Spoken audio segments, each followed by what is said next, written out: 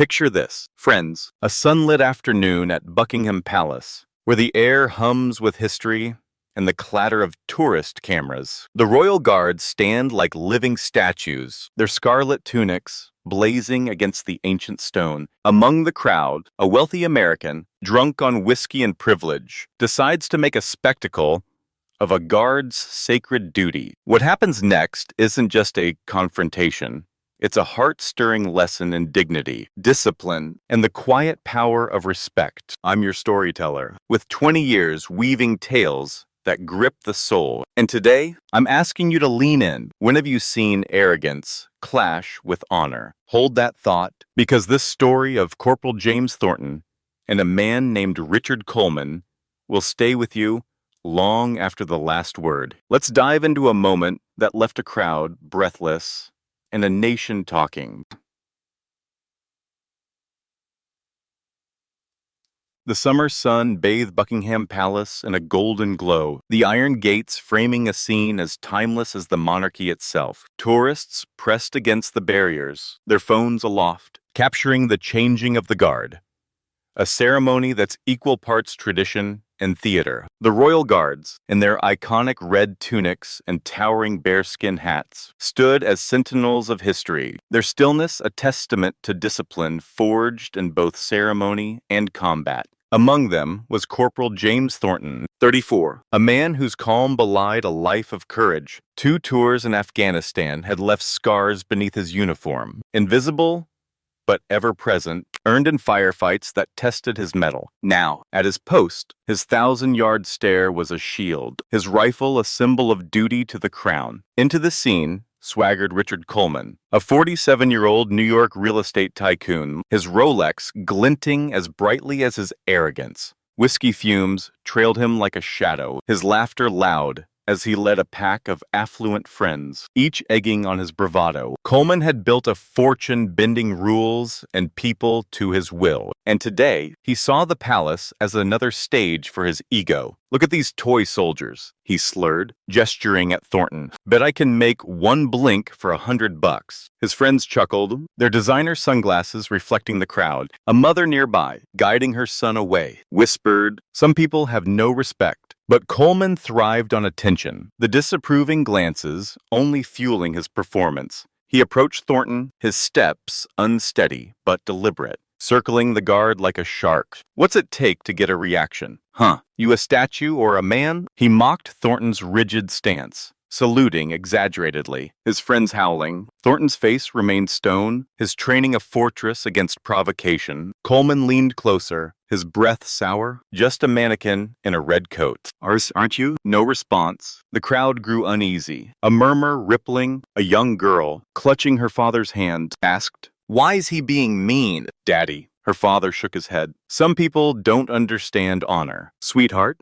Coleman's antics escalated. He waved a hand inches from Thornton's face, grinning as if daring the guard to flinch. Still, Thornton stood firm, his discipline a silent rebuke. The crowd's murmurs turned to gasps when Coleman, emboldened by the lack of reaction, crossed a line no one expected. With a sneer, he spat, a thick glob landing on Thornton's polished boot, defiling not just the uniform, but the pride of a soldier who'd risked his life for his country. The crowd froze, a collective gasp echoing, "That's disgusting." An elderly woman cried. The girl's eyes widened, her small voice trembling. "Why would he do that?" Now, let's pause. Friends, imagine you're there, watching this unfold. What's racing through your mind? Is it anger at Coleman's disrespect, admiration for Thornton's restraint, or maybe you're wondering how far this can go before something breaks? Drop your thoughts in the comments later.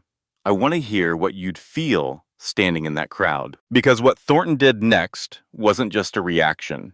It was a masterclass in dignity under fire. Thornton's training demanded stillness, but his honor had limits. In a single, electrifying motion, his rifle's wooden butt struck the ground with a crack that echoed like thunder. The crowd jolted, Coleman stumbling back. His bravado crumbling, Thornton turned his head just enough for his steel-gray eyes to lock onto Coleman's. "Step away from the guard," he commanded, his voice low but resonant. Forged in war zones, where authority meant survival. The words weren't loud, but they carried the weight of a man who'd faced worse than a drunken tourist and won. Coleman's face flushed, his confidence unraveling. "So, you can talk," he sneered, trying to claw back control. "What? You gonna arrest me?" Thornton didn't move, didn't need to. His presence was enough. A soldier's calm that spoke louder than any shout. A police officer, having watched the scene, stepped forward. "That's enough." "Sir," she said, her tone firm. "Spitting on a Queen's Guard is an offense. Leave now, or you'll be detained." Coleman scoffed, but his eyes darted to the crowd, now openly staring, some nodding approval. His friends, once cheering, shuffled away, their silence deafening. "Fine, no drama needed," Coleman muttered. Raising his hands in mock surrender, he shot Thornton a final glare. "Keep playing puppet, mate." His retreat was clumsy, his swagger replaced by embarrassment. As he vanished into the crowd, a wave of applause broke out, tentative at first, then swelling. Thornton resumed his post, his posture flawless, but inside, a quiet satisfaction burned. He hadn't broken protocol, he'd upheld it. Asserting his duty with precision, the crowd's cheers were for more than a moment. They were for a man who defended honor without raising a fist. Later, in the barracks, Thornton polished his boots. The day's events, a faint ripple in his calm. His comrades, hearing the tale, grinned, made that yank jump. "Ah, James," one teased. Thornton shrugged, a half-smile tugging his lips. He disrespected the uniform. I reminded him why it matters. Laughter filled the room, a rare break in their stoic routine. They knew the weight of their role.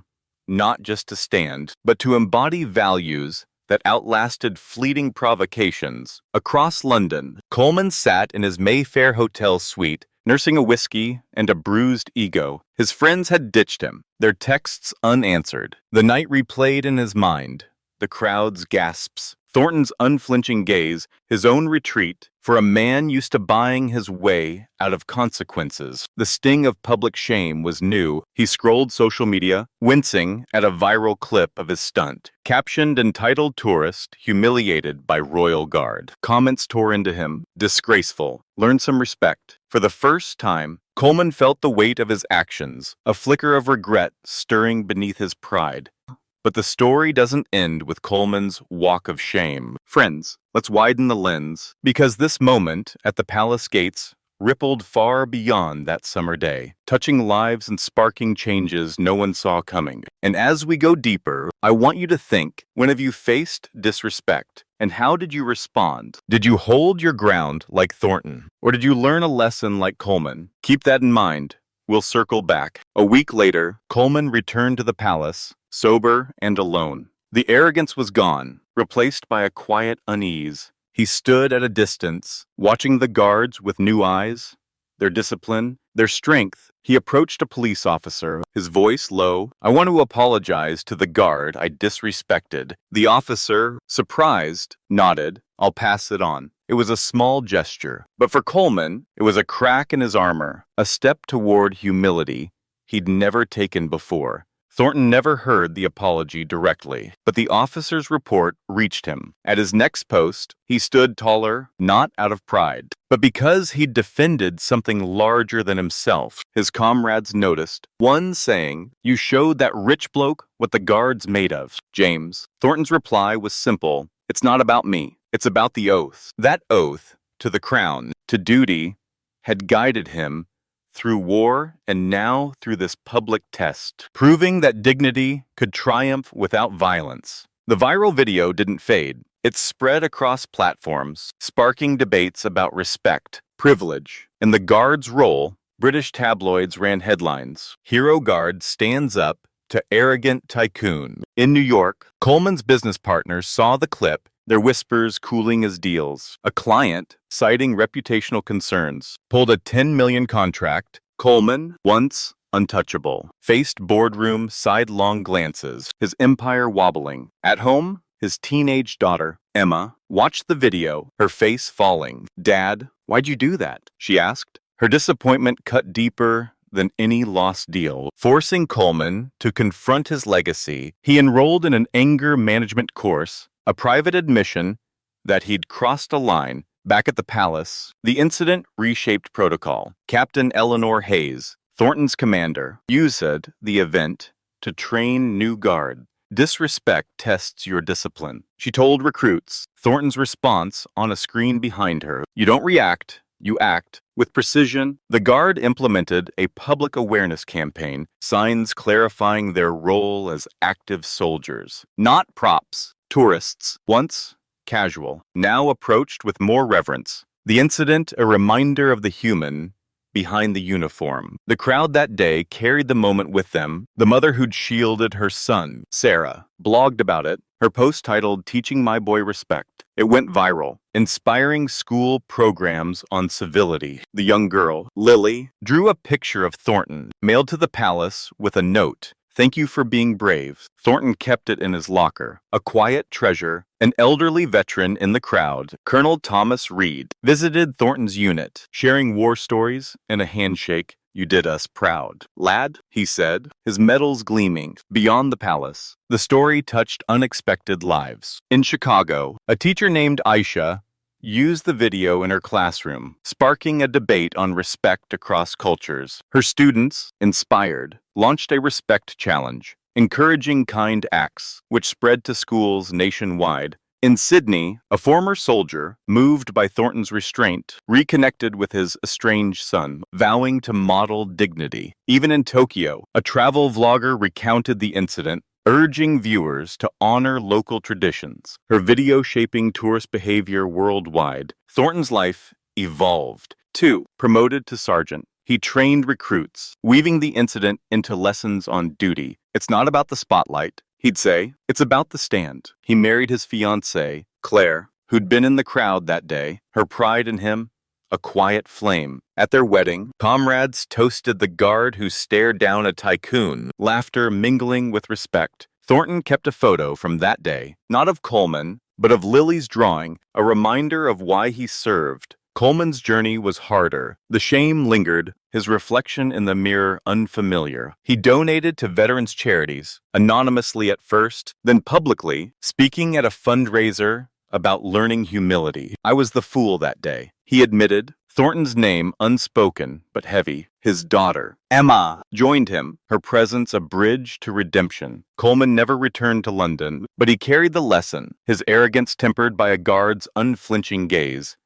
Now, friends, let's talk. You've walked this journey with Thornton and Coleman, felt the tension, the triumph, the transformation. What moment hit you hardest? Was it Thornton's rifle crack? A single act of authority? Coleman's stumble toward redemption? Or maybe Lily's innocent question, a child's lens on a grown man's folly? Drop your thoughts below. Where are you watching from? And what's your takeaway? And here's a challenge. When has someone disrespected what you stand for? And how did you respond? Did you hold your ground? Or did you learn to see differently? This story isn't just about a spit on a boot. It's about the battles we all face, big and small, when pride meets principle. Thornton's stand reminds us that dignity doesn't need fists.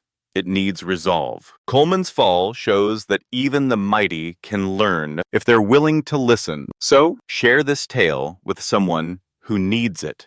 A friend, a kid, a colleague. Let's keep the conversation alive. Because every act of respect, no matter how small, builds a world where honor stands tall.